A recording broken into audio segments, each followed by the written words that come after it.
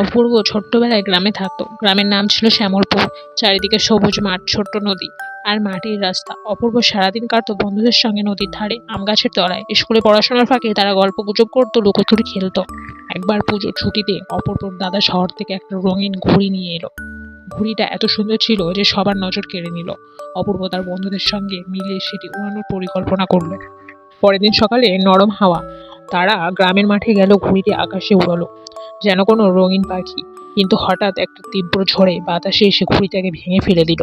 অপূর্বর মন খারাপ হয়ে গেল, কিন্তু তার বন্ধুরা তাকে সান্ত্বনা দিল। তারা বলল, ঘুড়ি ভাঙলেও আমাদের মনের আনন্দ ভাঙেনি, আবার একটা ঘুড়ি বানাবো।